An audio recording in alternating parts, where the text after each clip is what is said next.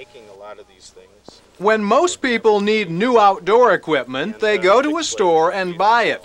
But Len McDougall would rather make a lot of the gear he uses. Now he's showing other people how they can do the same thing in his book titled Made for the Outdoors, over 50 do-it-yourself projects and techniques for the outdoors. I've been a serious outdoorsman for about the past 27 years. And over those years, I've picked up a lot of great ideas and a lot of neat projects and some very effective techniques from other people. So I wouldn't claim to have invented anything in the book. It's just a collection of ideas, projects, and techniques that I've picked up in my travels from other people. The projects and techniques outlined in the book include lanterns made from empty jars, fishing lures made from things like shoelaces and yarn, and rope braided from cattail leaves. This rope is 4-strand, approximately ½ an inch. It would take about 20 minutes to make it, and there's about 8 feet here. McDougall says he has nothing against store-bought outdoor gear. In fact, he uses quite a bit of it. But he says the projects in his book can help people customize their equipment and stretch their budgets.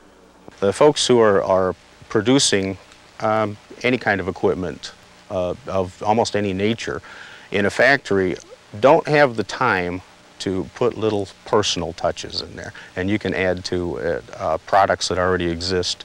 McDougall's past projects include articles for several outdoor magazines and a book called Practical Outdoor Survival. He says he hopes the new book will encourage people to recycle useful materials and be more self-reliant. McDougall also hopes it will help people see it can be a lot of fun to do it yourself in the outdoors. In Charlevoix County, I'm Dan Boss for TV 9 and 10, the news later.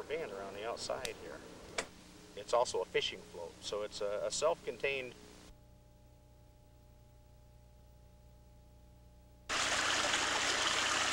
When Len McDougall walks through the woods, he sees things most people overlook: animal tracks. McDougall says he's been interested in tracking ever since he was a young boy. I guess I picked up the habit from the local Ojibwa and Odawa Indians around Charlevoix, where I grew up. And they kind of piqued my interest. It's a puzzle, it's a game. Besides being interested in tracking, McDougall is also an outdoor author. He's written a book called The Complete Tracker to help other people learn about tracking. I set out to update tracking manuals and try to put in all that we've garnered over the years scientifically about their behavior patterns, their characteristics, and their habitat. While tracking skills are important for hunters, McDougall says those aren't the only people he had in mind when he wrote the book. If you don't like to hunt, you could still find a lot of use out of this because it contains so much information about not just the animal's tracks and their characteristics or behavior, but where to find them, how to get close to them, and what kind of tools and equipment and knowledge you'll need to get close to these animals. McDougall says anyone can learn how to track once they know what to look for. Tracking is essentially a detective's game. You find small clues. Perfect tracks are hard to find, and you generally don't find them when you're tracking. But you find a portion of a track or a piece where the animal's hoof or a part of their hoof, their heel came down and left an indentation and impression in grass, leaves. Everything that moves across the earth leaves some sign of its passing. Tracking across grass or terrain such as this with leaves is a little bit more difficult, and there you're looking for portions of tracks, some indication of a claw, a mark made by a heel or a toe pad, something of that nature. But also you're looking for marks made by the animal's passing from portions of its body other than its feet. We're looking at a beaver track that from an animal that crossed sometime during the night. This is the hind print right here. And beavers, like porcupines and raccoons, are plantigrade, which means they walk flat-footed, and their hind foot is shaped similar to a human's foot. And here you can see the heel, the front pads, and just barely registering, as they do on many pawed mammals. You can see the toes just barely registered here. One sure sign that this was a beaver is a nice wide trail going down that was, see how the grass is pressed down in a wide furrow? That was caused by a low-slung animal whose belly actually drags on the ground. The 40-hour grind keeps a lot of people out of the woods, so they don't have a lot of time to go out and learn what to look for, the way it looks, if it's supposed to be there or if it's not supposed to be there. And so just learning the ins and outs, the details that should not be there, will be there, or may not be there, that's a big part of tracking. Because they're on such a soft medium like this sandy road. So yeah, if you're going to find a clear track, it's going to look a lot like this. The typical split heart.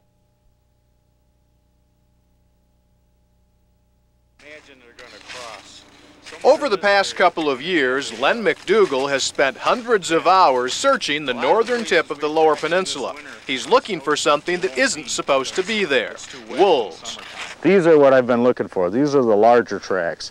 This is an adult wolf with about a 4-inch front track.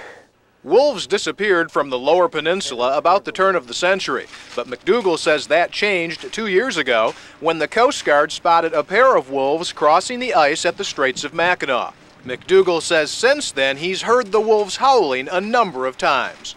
And there's a distinctive difference between the low moaning howl of a wolf and the high-pitched yipping and yapping of coyotes. Besides the howling, McDougall has found plenty of tracks that he says look different than coyote tracks and weren't made by dogs. We're an awful long ways from the nearest house. I estimate about 3 miles from the nearest house. So it's not likely that there's a dog this far out into the woods. And the experts I've spoken to tell me that a dog, even a wild dog, generally gravitates back toward civilization, and especially in the winter. You'll find them in the dumpsters more than you will in the woods. McDougall has even examined animal droppings and is convinced they came from a wolf. The wolf scats I've found have large chunks of leg bone in them. The curvature, the radius, and the thickness tell me that they came from a large deer. And when I find something like that, I know it was a pair of powerful jaws that crushed that bone. McDougall is an outdoor writer whose books include one on tracking. He says he knows he's on the right track now because he got a quick look at one of the wolves last spring after he heard it howling. I stuck to the trail because I figured I could go quietly on the trail and maybe get close to one. And to my surprise, I guess the wolf figured he could do the same thing. Came around the corner and there he was. McDougall says he hopes this means wolves are back in the Lower Peninsula to stay. To see the wolf come back to the Lower Peninsula is pretty exciting for me because it shows that they can still live here, that we still have some wilderness left at the tip of the Lower Peninsula. And that's a good feeling for me. And I'd like to see these animals protected.